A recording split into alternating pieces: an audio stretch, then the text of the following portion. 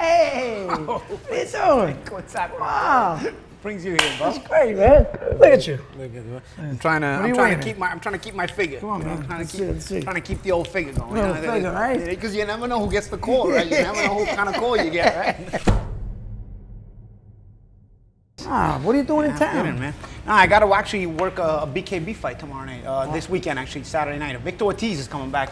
Oh, He's okay. fighting bare knuckle with BKB. So you're doing the announcing? I'm doing the commentating over there. It's actually, I don't know. So I fought 2 BKB fights in the past year of bare knuckle. A lot of boxers starting to transition over there, and I work with the company. So I fought with them. I fought for them. It wasn't with Dave Feldman? No, it was with Mike Vasquez and Data 5000. They're the owners of. So they do bare knuckle too? Yeah, BKB. It's basically the rival company, but BKB is starting to make a big push this year. Like I said, they had me fighting. Now they signed Victor Ortiz. On this card on Saturday, they got 3 local big name boxers. They got Victor Ortiz in the main event. They got Alfredo Angulo is also on the undercard. He fought Canelo, and Joseph Diaz also on this card, and of course several other fights, you know. But so how many bare knuckle fights have you had? You've had 3 now? Or I had 4? 3. Yeah, I had 3. The I had first one, one I had one with BKC years ago. Then I, took a little hiatus, and then I've been commentating, sitting ringside for these shows, and I'm like, man, I can still do this, you know. And it's like I was also gaining some weight. I needed an excuse to get back in shape and whatnot. So I was like, you know what? I think I could do this. So I started training and got myself back in shape. I ended up signing the first one with BKB. And fought a good fight. It was actually one fight of the night for that night, and I won the fight, and I got the title fight. And the title fight, I came up short. But again, what were they? 3-round fights? They're actually 5-round fights, but a title fight is 6 rounds scheduled. I get a lot of knockouts, especially in the Trigon, because BKB is known for the Trigon. And those fights are really in tight. So a lot of them end up going toe to toe. Because the fight I saw you with Autumn was a that was a BKFC. That was a 5-round fight. Yeah, that was 5-round fight. 2 minutes? Yeah, at that time it was 2 minutes. BKB does 3-minute rounds, so it's a little heavier. But to come to California, this is our first show in California. To get our show in California, we had to go with a 2-minute round. So just for this Saturday night, BKB is going to be 2-minute rounds, but usually BKB does 3-minute rounds. But it was the only way we could get past in California, and we're trying to bring the brand to California as well. So did you did you get more comfortable after the Autumn fight, or you got better? Yeah, with you know this? what it is. I felt that like was the first time. I felt like every fight I was learning because I had hand problems in my past as a boxer, so I had to learn the proper way to punch for bare knuckle to where I'm not turning over shots and hurting my hands. So I felt like the second fight I did when I won with BKB, I felt like that was a little bit more. I brought a little bit of the knowledge of the way I was turning my punches. I didn't break my hand. My hands hurt, but I didn't break it. Then this last fight, I've learned that I got to learn a little bit more because I got caught up in the clinch, and then a lot of the MMA guys, they come from the clinch game, and in a triangle especially, which is really small, it's hard to get away from the clinch. And so the champion. What do they do in the clinch? They can hold and hit, so it's basically dirty boxing. You can grab it and do it. Oh, they're good at that. Yeah, and MMA guys are good at that stuff. So, I feel like in a little bit of space, maybe my boxing offsets it, but the Trigon is really advantageous to a guy in the clinch because it's so small. Yeah. It's not BKFC where it's big. It's so small that I think the MMA guys will have a real advantage there. Did you wrestle at all? Never wrestled. Nah, man. But you know what? When I was in the fight and I was in that clinch and it was like these little shots that catching me, and then it wasn't big punches, but I was like, man, I guess I needed to learn some wrestling, man. I was like, we're in there, like, yo, this is not what I signed up for. I was signing up for another big violent fight like I had with Tyler Goodjohn in the first fight with BKB, and this fight was just like little tabs of this. Yeah. Then he ended up, busting my rhythm, and then I did get caught. He caught me with some good shots. Yeah, I watched highlights of that. What was the second guy you fought? What was his name? Rolando D, and he's a strong, good He's fighter. Stronger. And this guy was, what's his name? This guy's a champion, Rolando D. Yeah, this guy was a champion. The guy I beat, Goodjohn, had been champion with BK in the past. Yeah. But good. Did you get a scar or something? Yeah, these scars are from the Goodjohn fight. This was actually some punches and a headbutt too. That's the thing, man. You cut a little bit more. I actually took more damage in the Goodjohn fight than I took in the D fight because the D fight ended too soon. How do you feel with these bare knuckle fights? Have some pizza. Yeah, well. You like it? Yeah. I already polished off one slice. So. We got the naughty pie. You like the naughty pie? And then a grandma. All right. What do you think when you eat the pizza? How's it make you feel?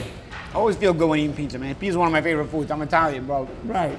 Then people always ask me, is New York the best pizza? California good pizza? Florida good pizza? Listen, if you make good pizza, you make good pizza. I get it. New York has the reputation, but there's some good spots in California too. Have you had Prince Street? Or is this your first time? No. You've had it? Where? At Prince Street? Prince Street, yeah, New York. Right. Are these the same owners?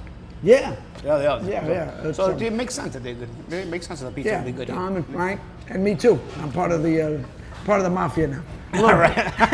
Part of the pizza mafia. The pizza mafia. Don't get any ideas, Spence. No. It's the pizza mafia. It's a true story. My pizza mafia. They're Sicilians, those guys.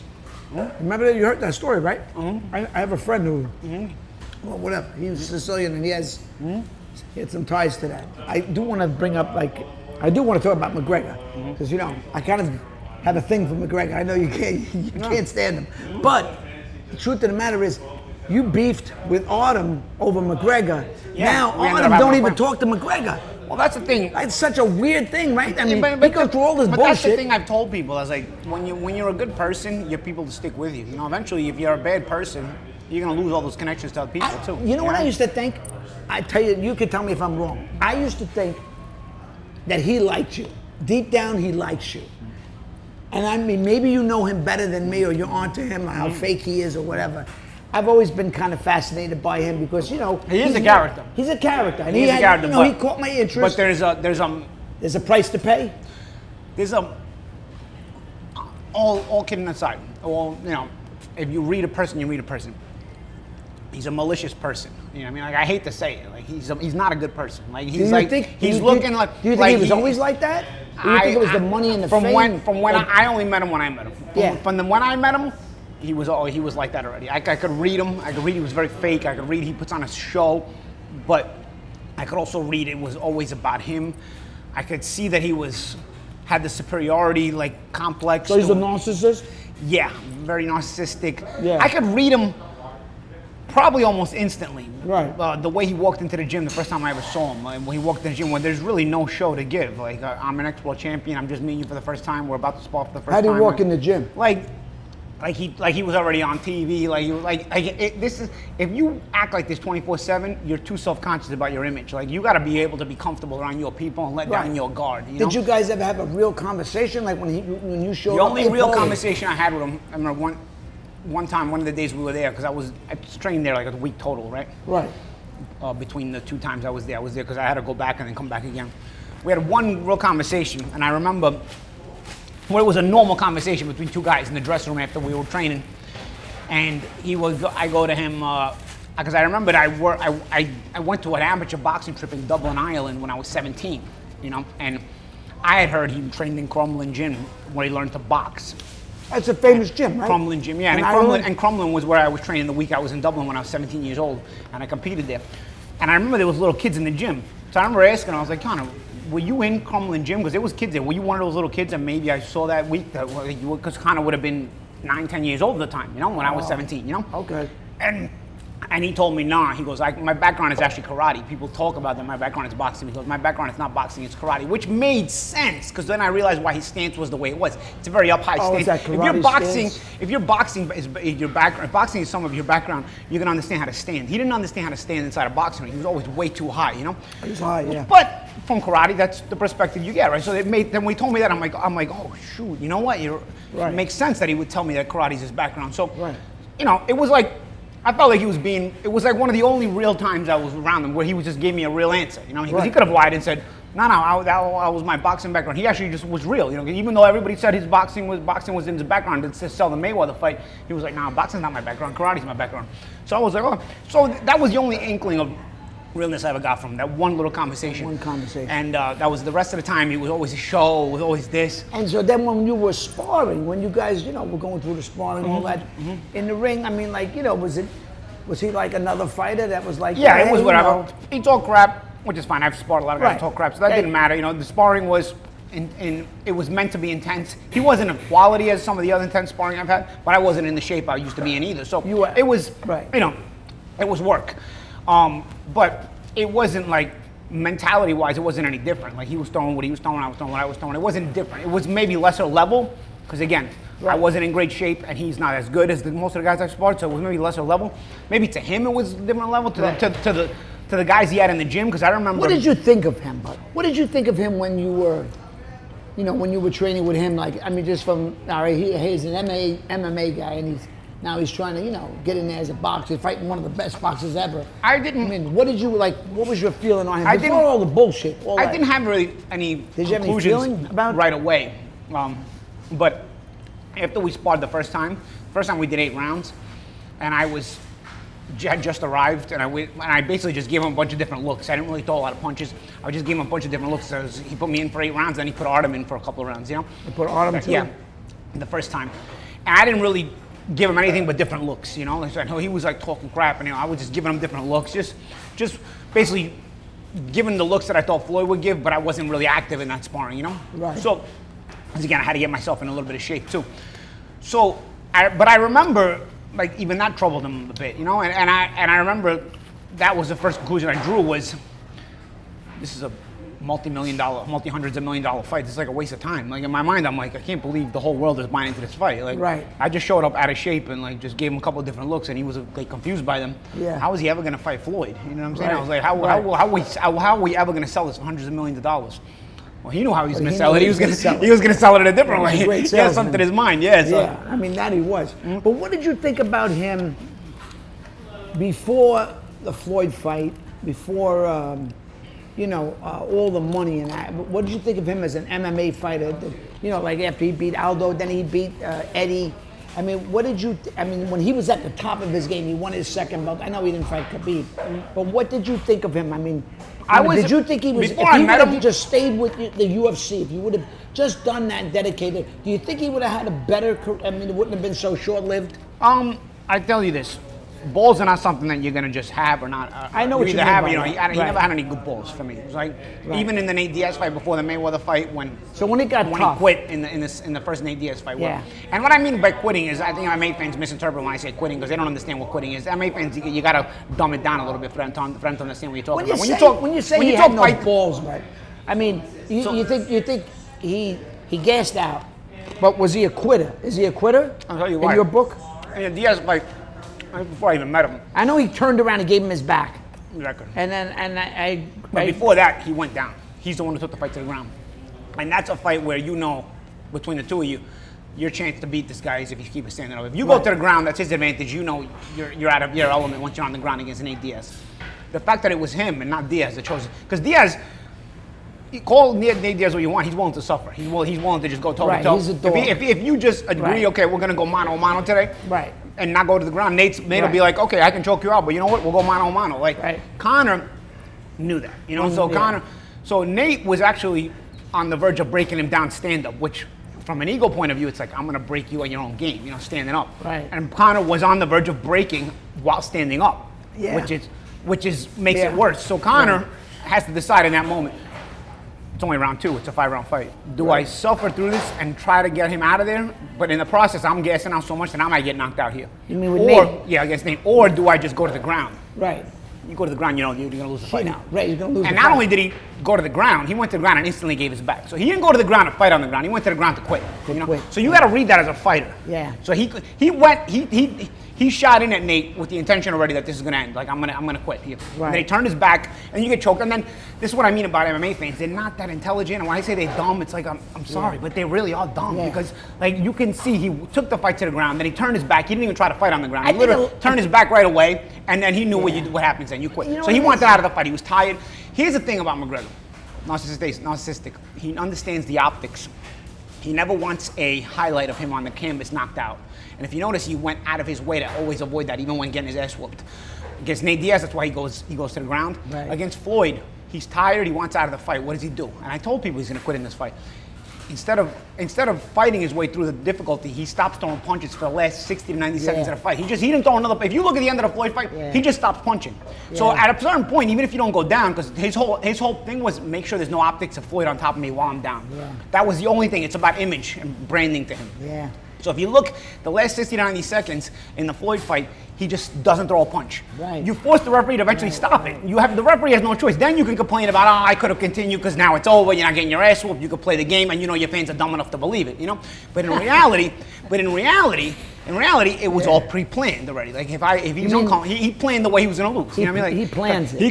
He couldn't afford to, branding and image-wise, be on the canvas and Floyd just on top of him like that. He always avoided that kind of image. If you look at it, there's not a single image of Conor like that.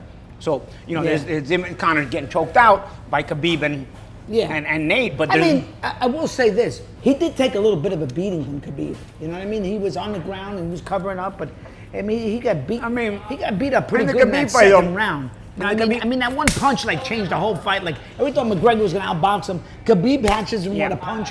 The fight's never the same. It's funny because in anything overhand hits Conor. You know? Yeah, and his defense wasn't that good. He's too high. He's too up high. So anything wide hits him. And that's what Khabib dropped him with. I realized that in sparring too.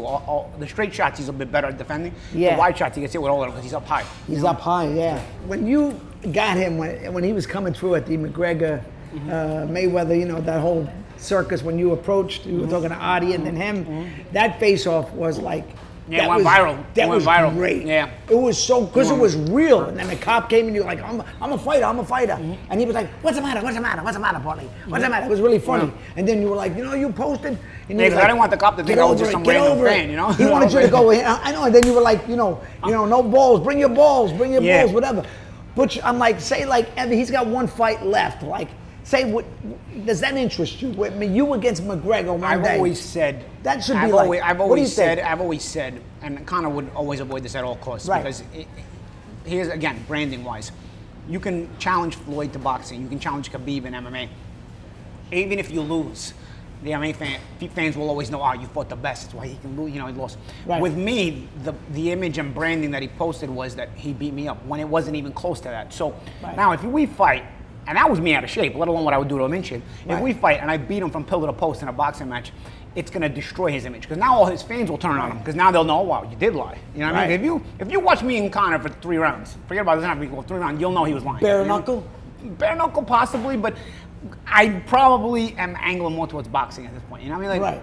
I think at this point, that was where we had the disagreement. That's where we had the beef over was how good of a boxer he was, which he sucked as a boxer, but that's neither here nor there. I explained to you that I already realized that after the first sparring, I couldn't believe this was going to be a multi-hundred. So you would just say that he's I would always demand if it would come to the table, it would have to be winner take all. It would have to be winner take all. Winner take all. Yeah, it would have to be that way. That's the only way I would do it. It would have to be winner take all, and I know no commission allows winner take all, so we could do like. The winner gets the millions and the loser has like a $50,000 consolation prize. That way it's not winner take all because no commission will accept the winner take all fight. But that's the only way I would do it because it has to be that he has to wind up with nothing on the fight. Like he has to be embarrassed from pillar to post. That's the only way I would do it. Otherwise it's not worth it to me. I'm 45 years old. I'd rather fight somebody else who's got balls and fights and whatever. No, just the. I mean, have you guys had a sit down? Have you ever crossed paths since all that stuff? No. It's just. The optics of you guys would be. What do you make of this the other night? I mean, I listen. I was like, I don't know what to expect. All I could tell you is from my eyes, there was something severely. I don't know about the whole leg conspiracy. There was something off about his face. He didn't want to be in there. He's blowing kisses. He was doing all because of weird shit, and then just arbitrarily. I don't think he wanted to fight. Really wanted, but so why do it? Why do? And when you don't need money. For the money? Yeah, money and the glory of the moment. You know what I mean? But what moment? Yeah, you're taunting your legacy. Well, I'll tell you what. Doesn't your legacy One of count my for something? ex-managers always said... So he doesn't care about his legacy no more? No, he does. I think this way, I think the problem is he took it a little too far. He was always cognizant, even if he was going to take a loss, like I said, he would go against Floyd or against Khabib, so it's always excusable with your legacy. I think he took it a little bit too far. I don't know if it's greed or if it's ego. Greed for more money, even though you have a lot of money, because... Let's face it, even one of my ex-managers once told me there's no such thing as extra money, because life is always expensive, right? So I don't know if he went that route where he was too greedy, where he eventually cost himself his own image by continuing to do it when he really shouldn't have or couldn't have. In the end, I explain it like this on my own page, on my Paulie TV page. If balls are something you have or you don't have, you're not gonna just suddenly be given them. Okay? Right. So you either had them from the start or you didn't have them from the start. Yeah, because you can have physical talent and not have balls. Like there's guys that are like that too. Some guys go pretty far on that physical talent, but when it comes down, when they get pressed, would you call him a punk? Yeah. You think he's a physically talented punk. Yeah, he's a physically talented punk. Physically talented punk. Yeah, because he's physically talented enough to get to a certain level, but Right. He actually has great potential because of the physical talent. Right. But because he has no balls, he'd never get there. But there's no balls is what kills because him. you still need balls in a fight. You know what I mean? That's true. So that's true. Because eventually, at a high level, people are going to press that. You know, they're gonna press that about you. You're going to have to show that because fighting at a high level means you have to understand how to be uncomfortable. And he never really, came to terms with that. I was making a comparison to that, and I said, we love Duran. When Duran quit, whatever, but Duran redeemed himself. He came back and also with Duran, with Duran, it's also excusable because the Latinos have this machismo mentality. Yeah. And Duran, when he tells you, nah, it wasn't that I was quitting. I got sick of chasing him. He wasn't fighting me with any balls. Yeah. You know why you believe him? Because Latinos, first of all, have that fight right here. They had that. Right. And then Duran, like you said, shows it in the other fights. Yeah. He comes back and wins a bunch of fights. So when Duran says I quit because I got tired of chasing him, you actually were like, you know what? That makes sense. It's crazy. I don't agree with it, but I understand it. As opposed to quitting because you're scared. As opposed to quitting because you're scared, like McGregor does. But I don't think he. I think that fight was too soon. There was something weird about that fight. That second fight was made. When Conor, because Duran had to get up. No, Duran. I'm talking about Duran. Duran was not scared. Yeah, Duran was, but like I said, but he shamed himself. But again, Duran. And then he came back. Yes, but with Duran, what I'm saying is the psychology of the quit in Duran and the psychology of the quit in most other guys, including McGregor, is different. The psychology of the quit in Duran is like I said. Duran said, "I got tired of chasing him." And because Latinos have this machismo culture, you believe him because you see with the body of work after. The body of work after it tells you this tale, because Duran came back after and showed balls in a lot of fights and won big fights.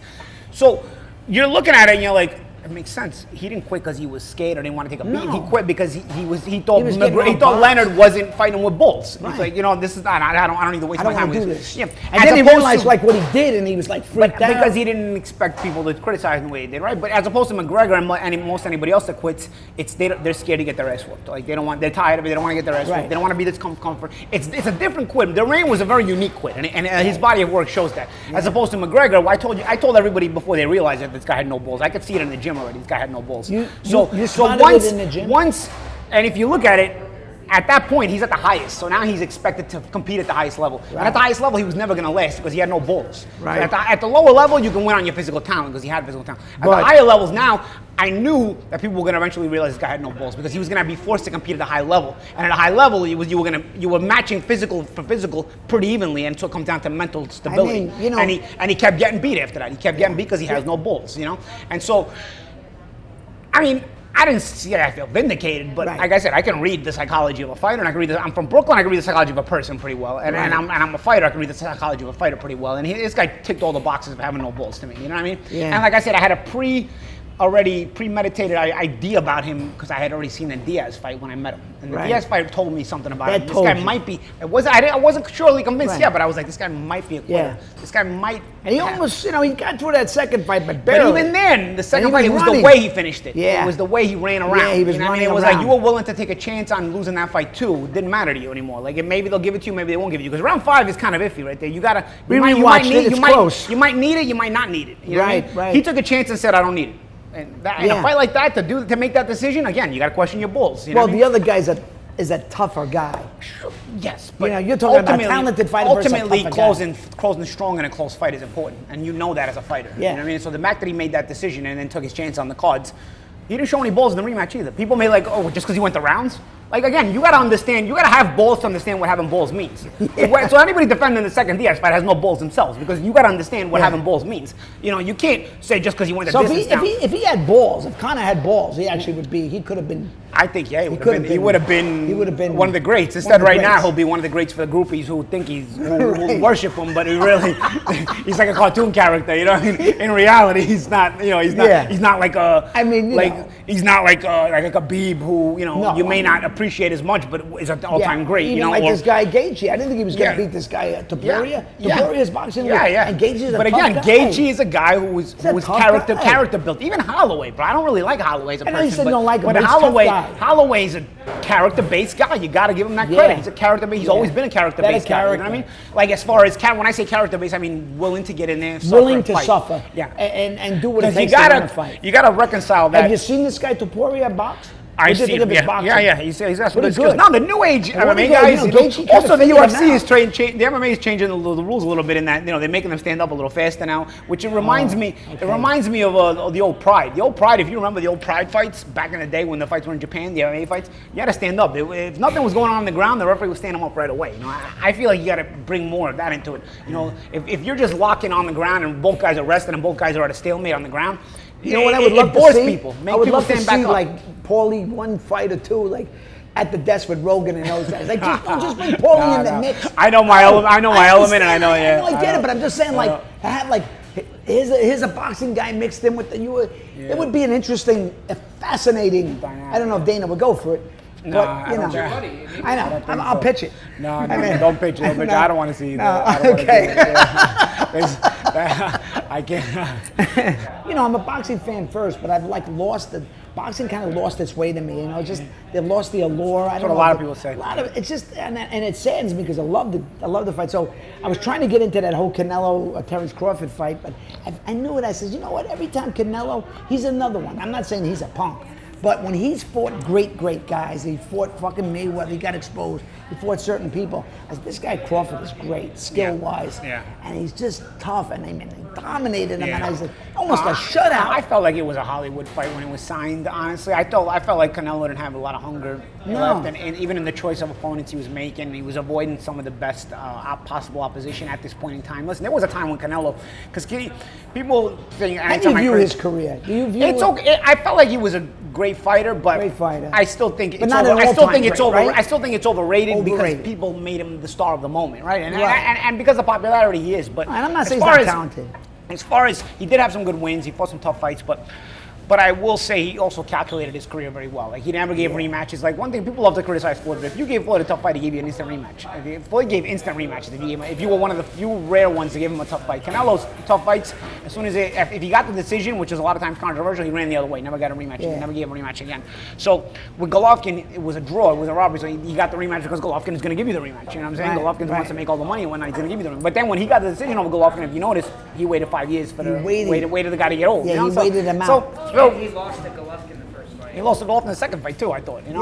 I thought Yeah, Golovkin Triple G outboxed him. just got like a... But he waited. Then Bunny whenever Canelo would get a close decision, he'd never give you a rematch. If you look at it, Floyd would get a close decision, he'd give you an instant rematch. Right. So you got to keep that in consideration. You're right. But having said that, Canelo fought a lot of good fighters. He did his thing, especially at 168. He did his thing. He unified the super middleweight division. But then at the very tail end, before the Crawford fight, he was starting to nitpick his opponents. He was starting to, and I started realizing, okay, this guy don't want to be here. He's just trying to sell you a product, but he's taking advantage of the market now. And by doing that, he's taking advantage of boxing. That's why guys like you stop watching. You know what I mean? Because you're taking advantage of the marketplace instead of nurturing your sport that you owe to, because you owe the people coming behind you to be able to earn and fight for the kind of big money and the kind of big fights that you had. But instead, when guys like this take advantage of the market for their own little bit of appeal at the end of their careers, they kill it for everybody else behind them. And that's why I criticized him.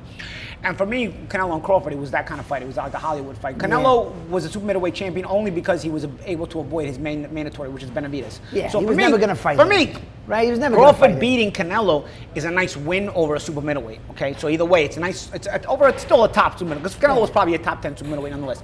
But he was holding the titles hostage because he was able to, he was allowed to. So Right. Crawford, to me, winning the super middleweight titles is a little bit tainted because that shouldn't have been the super middleweight champion. If the rules were implied, Benavidez would have ran over Canelo and he would have had the title, and then Crawford He's probably too doesn't big. fight Benavidez. Yeah, and but really, isn't he it's a kind great of a win. It's a great win for Crawford. Don't get me wrong. I don't want people to think I'm criticizing Crawford. It's a great win for Crawford. No, I'm not but saying that. Canelo should not have been the champion at the time they fought. That's all I'm saying. Because Right. Canelo should have been forced years before already more to of a fight paper Benavidez. championship, right? He avoided Benavidez for 3 years. Oh, Okay? yeah. He was never going to fight. He's a But light Benavidez heavyweight. wasn't mandatory. He's a light heavyweight. But that was his mandatory. Now he is light, but that's your mandatory. You're supposed to defend against him. He's You know what I supposed mean? to. So if you defend against him, you lose a title. So Crawford winning the super middleweight titles is like a little bit positioned only because Canelo was allowed to keep the super middleweight titles when he shouldn't have had them in the first place, So I knew when that fight was signed, it was going to be like a Hollywood fight. And I picked Crawford to win the fight because I knew. Did you pick him? Yeah, I picked Crawford. I was working with Pro Box TV. You can see on I mean, the he shows. dominated him. Yeah, I mean, I wasn't sure. Again, you're always unsure whether the guy's going to get a decision over Canelo, because Canelo has also gotten the close ones in a lot of ways. So, but Crawford dominated so much that you couldn't rob him either. You know what I mean? You couldn't rob him. But I felt like Crawford was the better fighter. I felt like Crawford should beat him. Yeah. And in reality, he did do that. But and again, he's a tough guy, right? Not only is he tough, he's also very good. He's very good. He's very good. And very tough. What do you think? Argue? I mean, I don't know. It's just Prince arbitrary. Street Pizza, baby. Prince Street, baby. He likes it. Yep. He likes it. Fresh right out of the oven. Fresh out of it. He likes it. Makes him happy. Fresh mozzarella, because he's a real Sicilian, Paulie. You know that. He's a New York Sicilian, and he's a Sicilian from Sicily. Yeah. He speaks Sicilian, right? He speaks Sicilian, right? I speak Italian and Sicilian. And it's good thing because you can't do interviews in Sicily for Italian TV. So it's a good thing I learned. My mother made me learn Italian too, so that I could do the interviews when I got to when I was dealing with the media in Italy. Otherwise, speaking only Sicilian, I wouldn't be able to speak to the Italian media. I know this is like, we always say, like, what if this guy fought that guy? But they weren't that far removed. What do you think if Floyd in his prime and say Bud Crawford got together, if that fight? I think that would have been a very, very hard fight to judge. Very interesting, tough fight because. Terrific fight. I mean, it's one of those. I mean, it's going to be one of those what if fights. Yeah, because we call like Spence and this guy was. And that was a bad fight, and Spence was compromised. Yeah, not the same fighter he once was. But we call those fantasy fights, right? I mean, that's going to be one of the conversations. Who would have won Floyd in his prime or Crawford in his prime? You know? Yeah. A lightweight, for example. Who would you pick? It's tough, man. It's freaking tough. It's hard. As much as I love Crawford, Crawford is super awesome, man. But it's like I also grew up like being amazed by Floyd. I remember watching Floyd and like during my own boxing career and just being amazed by him at those, especially the lower weight class. Up just close. be like, whoa, how good. Yeah. And Crawford has that same amazement, but I feel like maybe I'm less impressionable because I'm older. Yeah. I was younger when I watched Floyd, so it's like it made more of an impression on me. Crawford made an impression on anybody, don't get me wrong. But it's not like that. Whoa. But if you look between the lines, Crawford should make that impression on you as well. So it's a really tough fight to judge. Yeah, but he wasn't like, Floyd was a little more like, flashy, a little more like, Bud Crawford's kind of like, he was like understated kind of like how good he was. And even I didn't realize at the beginning. Then I kept saying, this guy's like, you talk about balls. He's got big ones. Yeah. He's not afraid. What I like about Crawford too, he's mentally. What I like about Crawford too, he fights out of both stances. And right-handed is his backup stance. And he's probably better in his backup stance than even most guys in the top 10. You know that? And in his backup stance, I tell you, I go out on a limb. I go out on a limb. I could be wrong. I could be wrong, but I might pick Bud over him. I don't know why. I'm not sure. I could be wrong. Questions. I could be wrong. It's one of those debates because you don't know till you see the fights. Until you saw Leonard and Hearns, or you saw Duran and Leonard and Hagler. It was weird how Hagler fought Duran versus he fought. He gave Duran a lot of respect, and him and Hearns had a all-time war. 3 rounds of classic. Have you seen Adrien Broner's he's reinvented himself streaming now? I saw them. AB always had that kind of personality. Where he attracted. He was a lightning rod. He was just everybody had a must-see TV. And I think with AB, people like to blame him for being a waste of talent. I don't put all the blame on Adrien, because I tell you, they saw him as such a cash cow. The way this guy's personality was, he had the it factor so much. He did, right? And I'll tell you, boxing-wise, he was limited in some ways, but he was excellent in other ways. So he was world class. Yeah. He wasn't Floyd, but he was world class. Okay. Right. My problem is they rushed him so much because they were so quick to be in on this cash cow that they ended up ruining the kid too. They got him too much fame too early. Okay? Right. And again, maybe it's not an excuse. He could have still acted maturely, but he didn't. But either way, you got to take some of the responsibility. If anybody who wants to call Adrien Broner a waste of talent, the responsibility also has to be on his handlers too. But putting him in such positions where some of it was just too much too fast, and some of it was handed to him. Like his first world title, he fought, a guy who wasn't very known or really that good, and you made him world champion. You were so quick and hungry to put him in a position where you could cash in on his star power, and you almost pushed it too much. You know what I mean? The people don't want to take responsibility. Instead of letting him mature into it. And I'm not sure, maybe he would have never matured into it. We'll never know. But I thought that they did it too much, and then when they realized this guy's too much self-sabotage, what they start doing? They started matching him really, really tough constantly. And they matched him one tough fight after another. And that I thought was unfair. Yeah. That I thought was unfair. Because he got matched up with so many tough. AB fought everybody. Okay. I know. I thought that part was unfair. So if anybody who wants to call Adrien Broner a waste of talent, I'm going to tell you right now.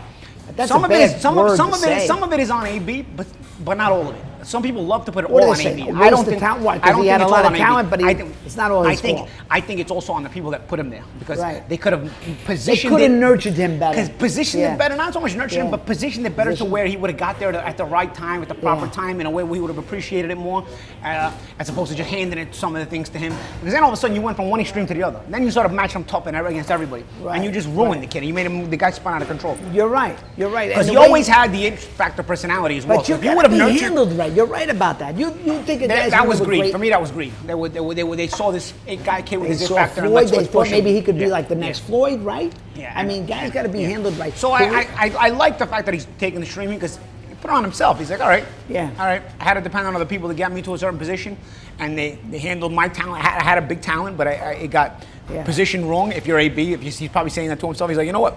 I'm gonna put this in my own hands. And I'll tell you what, it's bright of him to do that. It's bright of him. People might disagree or disagree with him being around Dean the Great, but I tell you what, I feel like AB came up with this idea, you know, and he was like, you know what, I can do this. Because he still has that lightning rod personality. Still has that. Still Yeah. attracts attention. Right. Right? He just needs the platform. Right. And Dean gives him the platform to now become this streamer as well. So power to Dean as well, because Dean Right. had the platform and to put his boy AB on there, but it allows AB now, that lightning rod personality, to Yeah. shine again. Right. Because think about it, if a tree falls in a forest and nobody's there to hear it, does it make a noise? AB makes all the noise in the world, but he needs the platform. We all need the platform, right? Everybody So AB will attract the attention if he's in a position to show you that he Put it attracts there. the attention. Yeah. So this streaming situation for me was very bright on his part because it's like, you know what? Okay, I don't need you guys' help. I can go. I can do it. I can do this on my own. I got my boy Dean here. He's gonna help me out, and we're gonna do it. And you know what? More power to him. But he Good. did it again. He did it again, and now he's the center of attention again. So.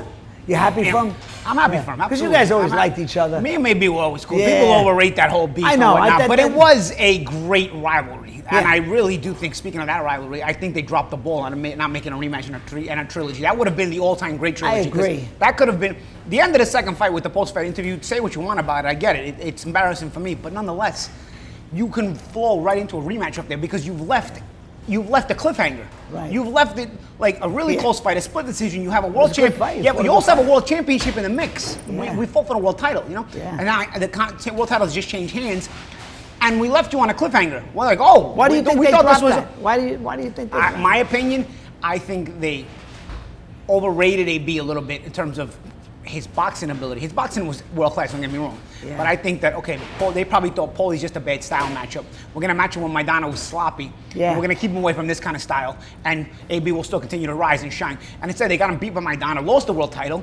And then when they saw that, they stopped believing in the kid. Right. And they started matching him one tough fight after another after another. They went the opposite way. Right. They went the opposite way. And it's like, that again, for me, that wasn't fair to the kid either. I But agree. in the meantime, they blew a lot of opportunities. Let me ask you, what do you think if you were like, I mean, you know, because you were really like killing it when you were at Showtime and boxing was booming, and what would you do, like to say, you know, bring boxing back to, just to kind of bring it back, bring the interest back? What do you think needs to be done, or or it's just this is the way things are going now? In order for boxing to attract new viewers, it can't be behind a paywall.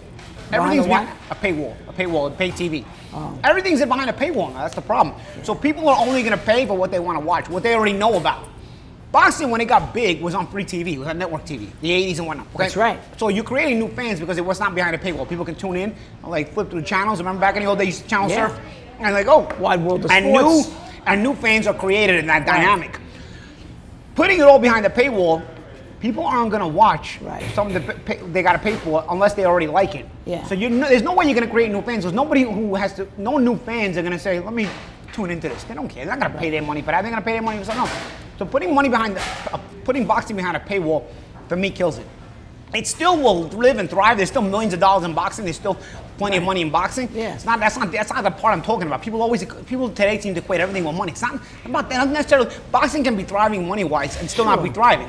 There's money in boxing. There's more Yeah. money in boxing than MMA, even though MMA is more popular because of the weight structure, right? At least for now. But the popularity cannot grow when it's behind the paywall. And for me, and the problem is everything's behind a paywall now. Not just boxing, everything's behind a paywall. So whatever is going to be popular is going to stay popular. Whatever's not popular, you're not going to grow anything new into it because nobody who doesn't care is going to get curious about it enough to pay for it. You know? And I mean, you need some rising stars. You need a couple of guys that you can take them. I mean, I know you trash Conor McGregor, all that, but you need a guy that can actually market the sport, that you can go, wow, here's Sugar Ray Leonard, here's Mayweather, But Nick, they need again, somebody you out need there. the platform. Yeah, you're right. And if it's all behind a paywall, again, if a tree falls behind in the forest and nobody's there to hear it, is to make a noise. Right. Again, you can have a marketable, promotable fighter. Yeah. But if everybody's got to pay to watch him, only boxing fans are going to know him because they're the only ones who are going to pay to watch So him. you're saying give it to him for free. Yeah, but Put the it out problem there. is we've lost network TV. Everything's but behind that's an app. all. An app is all paying. You know. It's like, bro, I don't even Now know what it's- they're doing anymore. The way things have moved. I don't know where anything is The now. world is so greedy that Yeah. everything, they're going to make you pay for the air you breathe soon. Oh, I know. So I don't know. Listen, I don't know how to bring nothing anything is back. free. You got to pay for that street. Yeah. You got to pay for Paramount. You got to pay for that. You got to pay for this. What's free? Mm-hmm. There's nothing. Network TV is like when I was on network TV. It was you were huge. It was big. It was like Channel 2. They had the great fights on CBS. They had. Fucking those days are ABC's gone. Wide World of Sports, ABC yeah. Wide World of Sports. I mean, we used to go to the movie theater to watch a big fight like Frazier and Ali. We went called closed circuit. Yeah. We used to go like my father, my brothers, but that. I remember Tyson Spinks. Yeah. So one little question I want to ask you is, if you had to rank, like say, Paulie Malignaggi, top lightweight, top welterweight, top middleweight, light heavy, how do you rank? Like who's your favorite lightweight of all time? It comes to mind. Boom. Okay, there's always a big debate. No, I'm just saying like Always if you had to pick like a lightweight all time. People always say Duran. My favorite lightweight is Whitaker. Pernell Whitaker. Yeah. My favorite lightweight. I of go all with time. Duran. Yeah, people always say Right. Duran in that one, but Who do you go with welterweight?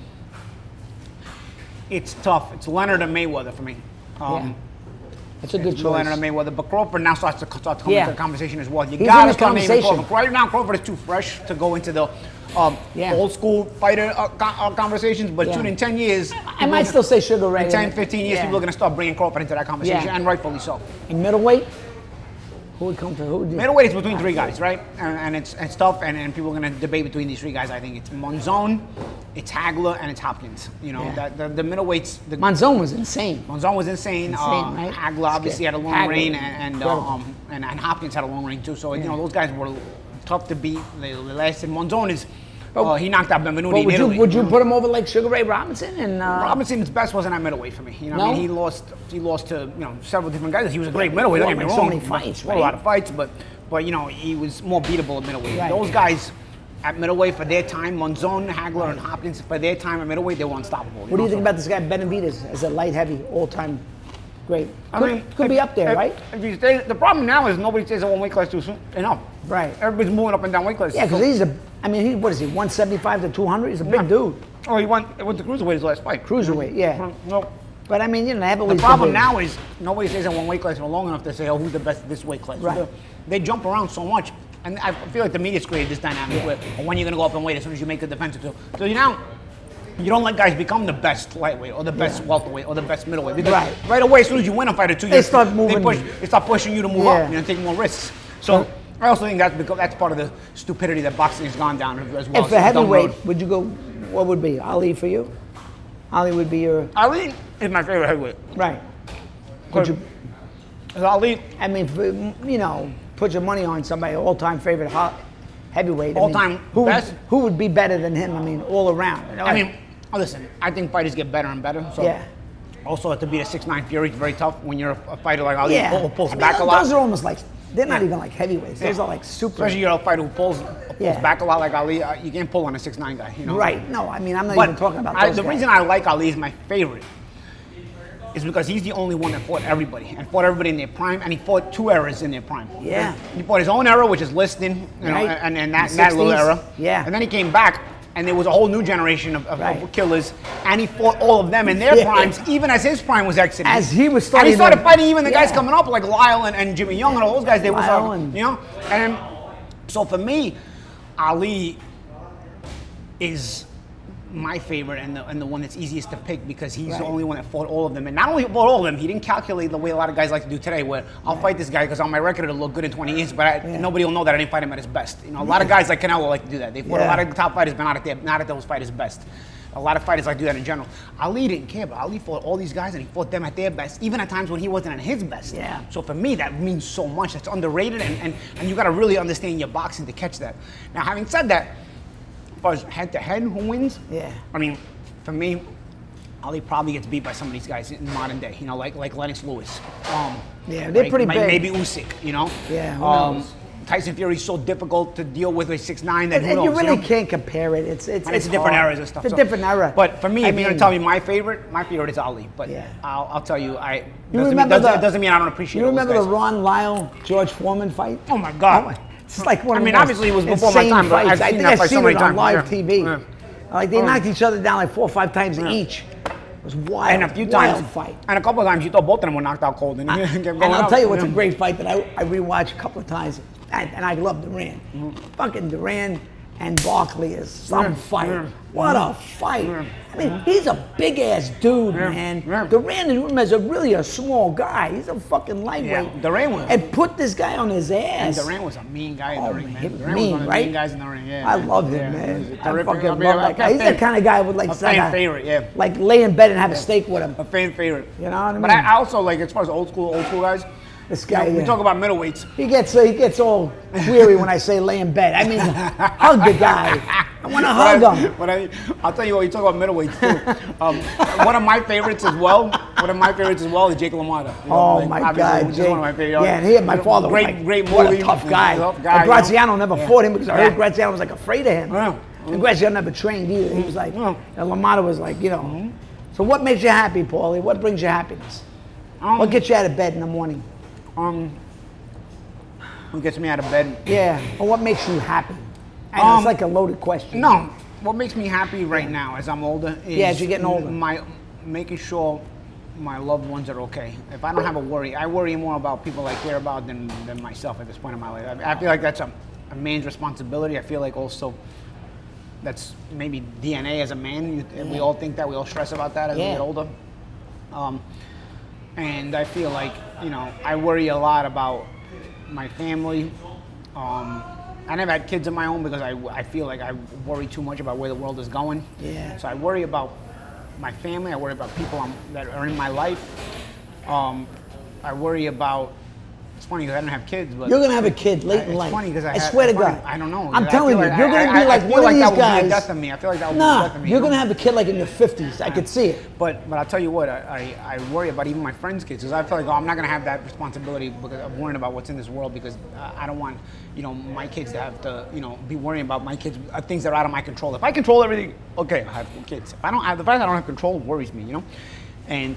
It's funny because I got to this point in my life, and now all my friends have kids, and it's like I worry about their kids. It's like they're almost like my kids too, It's like I have this worry anyway. It's like it's great. This worry that I was trying to avoid winds up in my life regardless, So again, I mean, my loved ones, the people I care about, what keeps me going is I don't know how to say it, the worrying about them but it's keeps family, me going, right? But you want to be around to make sure everybody's okay, Right. And that keeps me going, And That's great. And I feel like I think that's you need beautiful. that, I mean, like people that don't know Paulie, it's like he says a lot of things. He's a wild guy like I do, but he's really a good dude.